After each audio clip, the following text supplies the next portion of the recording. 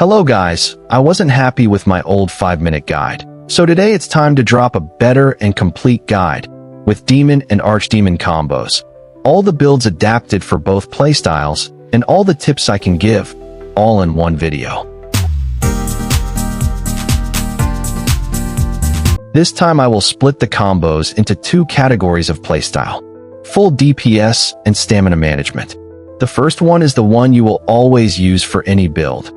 The second one is the one you need to use if you play with the maximum might and Fulguranganath set. First, we need to fill our demon gauge to the max, and this applies equally to both playstyles. 6-fold demon slash into demon flurry rush, into another 6-fold demon slash. But this is just theory. In reality, when you start a fight, you will start with an ambush, then you have to reach the monster, so you will go into demon mode and either use demon flurry rush or press the focus strike. Now, you won't have time to fill your demon gauge before the first monster's roar, so you need to study and understand the monster you're fighting. Sometimes you will only have time for a demon flurry rush. Sometimes you will have time for a 6-fold demon slash.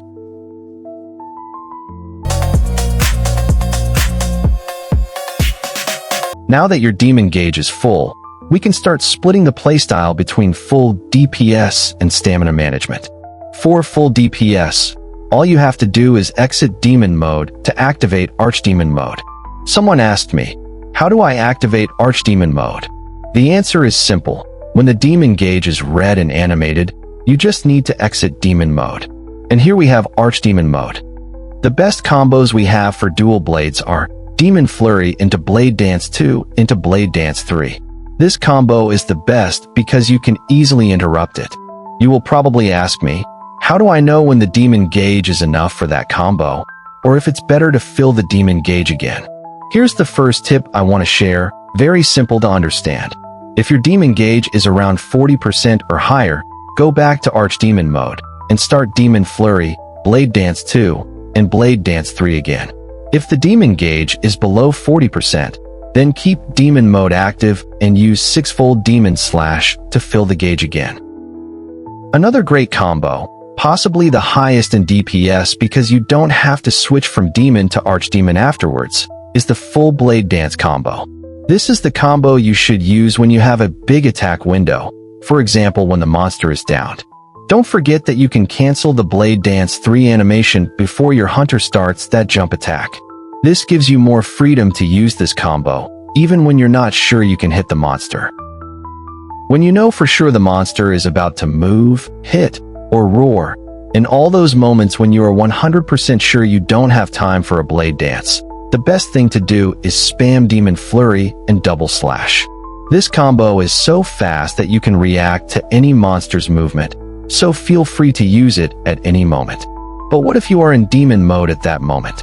Just do a 2-fold demon slash or a demon flurry rush. Even if your demon gauge is already full, there's nothing wrong with dealing some extra damage before getting interrupted. And that's it for the basics of the DPS playstyle. Oh, what do I mean by basics? See you in the combo tips section, guys. Now we need to talk about the stamina management playstyle. Be careful, because here I expect you to get good. This playstyle is used when you want to play with maximum might and Fulguranganath set, and when you think you can make the big jump from beginner to actually good dual blades player. The combos are literally the same as the full DPS playstyle. In theory, when playing with maximum might, you need to have a huge knowledge of the monster you're fighting, and most importantly, you need to understand your weapon and how much stamina it consumes. For example, sometimes you will need to use Demon Flurry 1 into Demon Flurry 2 into Blade Dance 3 instead of the usual combo. Just to get that bit of stamina, you need to activate maximum might again. Overall, for the combos, that's all. But we really have a lot to talk about in stamina management mode in the stamina management gameplay section. Since the new Talisman update, weapon decorations have undergone a small change. In my opinion, the best talisman is a Rarity 8 talisman with your preferred sharpness management skill maxed out, plus burst, convert element, or any other skill that benefits your build, such as Agitator, Weakness Exploit, or Adrenaline Rush. With a talisman like this, you can slot into your weapon Critical Boost 3, Element 3 plus Critical Element. And if your affinity is low, Critical Eye 3, for tougher monsters, Mind's Eye 3, or simply another Critical Boost 2. If you're not lucky enough to get one, just use your favorite talisman and stick with the classic weapon jewels. Your preferred Sharpness Management Jewel, Critical Boost 3, and either Element 3 plus Critical Element for normal hunts, or Mind's Eye 3 for tougher monsters. Quote of the day: give a man a fish and you feed him for a day. Teach a man to fish and you feed him for a lifetime. And I, riding the wave of this phrase, will teach you how to fish instead of showing you the best build. I'm already sweating. Okay, first thing, you need a set that gives you affinity. The best 3 sets for affinity are Raydao Gamma, Baby Megala, Lagiacris. You can also choose Fulgur Anjanath or Mizutsun, but these 2 sets are a bit more complicated, so it's better to pick one of the big 3. Starting from one of these 3 sets, you can build your favorite build adapted to your playstyle. Now we need the second half of the build, which can be completed with either another of the big 3 or one of the following sets: Ceregios, Ebony Odogaron, Mizutsun, Fulgur Anjanath. If you don't know how to choose, let me help. Raydao. There's literally no reason not to use this set, and I couldn't care less if your math and numbers say that this isn't the best set, because your math calculates latent power as 50% uptime, and this couldn't be further from the truth. The truth is that you get hit, and you can activate latent power easily at the beginning of a fight. Do your math now. Baby Megala. This is the classic set if you just want to turn off your brain and hit the monster. Lagiacris. The big pro of this set is not even the bonus set Azure Bolt. That's just an extra. The best part of the set is the weakness exploit given by the pieces. I don't even need to tell you that this set is useless if you're fighting monsters that don't have easily hit weak spots. Fulgur Anjanath. Remember the Baby Megala set? Well, this is pro version of that set, with 5% more affinity and Agitator 3. Highly recommend using this set only with Raydao Gamma pieces with latent power 5 for the super comfy 50% stamina management. Not good if you can't manage stamina properly. Mizutsun. Use this with a Mizutsun weapon. Funny build, but nothing special. Use this against monsters that are weak to water element. And if you want a slightly different build without Artian. Ceregios. With the Ceregios set, you don't just get the bonus set, but one of the best sets in the game in terms of skills on the pieces. Use this against aggressive monsters. Monsters like Ceregios himself are perfect. For example, Ebony Odogaron. I'm so happy this set is now viable. You can reach very high numbers with this set, and this is one of those turn off your brain sets. You don't need to dodge, you don't need to get hit to activate the skills, you don't need stamina management. Perfect for everyone. So, did you understand what your favorite set is now? No? Very well, sir. Please, step into my builder's hut. You just want an easy build? Here we have the Ungabuna 2000. Gore Megala head and waist, Lagiacris chest and legs, Ceregios arms. Perfect for monsters that have lots of weak spots. And if you don't want to use your brain at all, just put your Artian with your favorite element, and you can start shredding. Oh, I see. I see. You want something for Mind's Eye too. Trust me, nothing beats the classic. Megala's head and waist, Gamma's Raydao chest and arms, and Uthaduna legs. I can still hear the gramophone playing swing music. That's how old and classic this build is. What? These builds are absolute garboter. Okay, I have something better. A build for both Mind's Eye and Not. This build is still the best in the game, but requires you to get good. Are you sure you want to go down this path?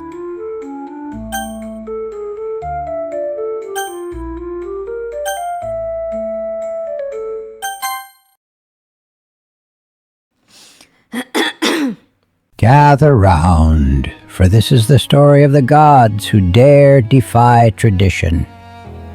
Once upon a time, the gods of the dual blades lived in perfect harmony. All wielded the same build, and the realm thrived in balance. One day, a minor faction of these gods dared to go against tradition.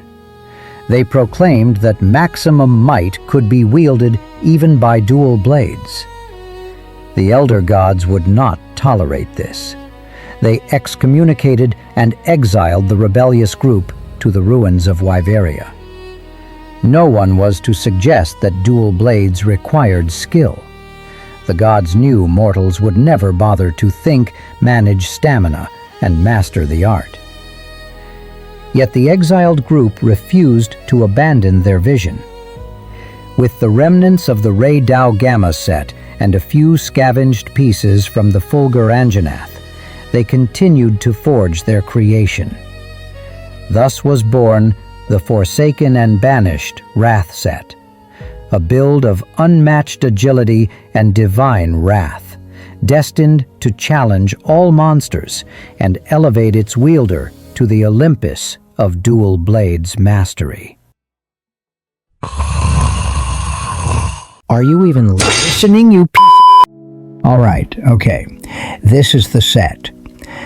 Ray Dao Gamma chest and waist, Youth Duna Gamma legs, Fulgur Anjanath beta head, Fulgur Anjanath alpha arms. If you manually activate latent power consistently and know how to manage your stamina, this setup will carry you to the Olympus of dual blades players. This build is designed for comfort and consistency, with skills focused on survivability. You won't reach the absolute peak of damage output, but you'll gain safety and ease of use. Perfect for longer hunts or for players who value reliability over risk. Zoshia head and chest, Guardian Arkveld arms, and Arkveld waist and legs. Arkveld's hunger, Zoshia's super recovery, recovery speed 3, and an immunizer will make you literally immortal. This build is even cooler if you play with the stability mantle. The only problem with that comfort build is that your damage is carried by weakness exploit, so for a mind's eye build we have to change the program. Arkveld head and arms, Zoshia chest, waist, and legs. With this build, you still have Arkveld's hunger, Zoshia's super recovery, and recovery speed 3. The goal of this build is to get hit, so you can trigger all your damage with elemental absorption, convert element, counterstrike, and latent power. Let's start by saying that dual blades perform best when you use the correct element against the monster. But what if you don't care? Should you use paralysis or blast? Neither. The answer is Zoshia's dual blades, Blazing Leal.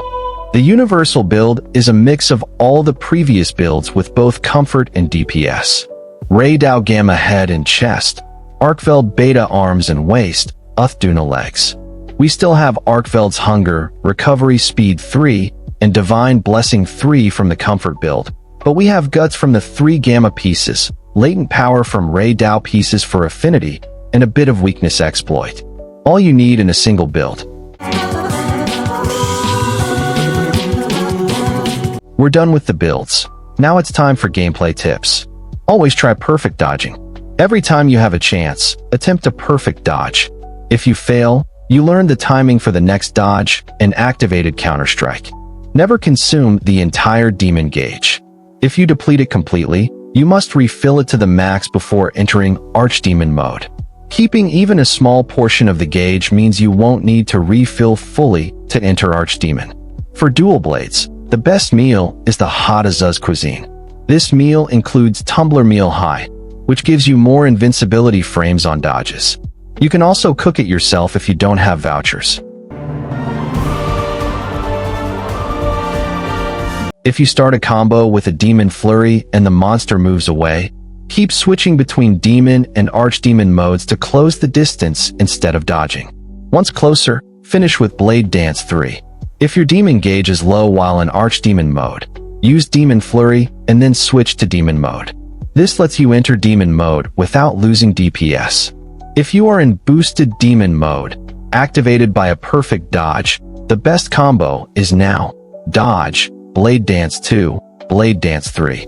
If you are asking, yes, I tried the combo, dodge, blade dance 2, blade dance 3 cancel into dodge and blade dance again. It looks cool, but blade dance 3's big numbers are skipped, so it's not optimal for damage. First of all, congratulations. If you've reached this part of the video, I love you. To get closer to the monster, use Demon Flurry Rush if you are in Demon mode. Use Demon Flurry when you are in Archdemon, so you can convert into Blade Dance 2 or Demon Flurry 2, and then Blade Dance 3. Or the full transformation combo, to get even closer to the monster, and end with a Blade Dance 3. Use the Focus Strike instead when you are in Archdemon, and you know you don't have time for a Blade Dance 3.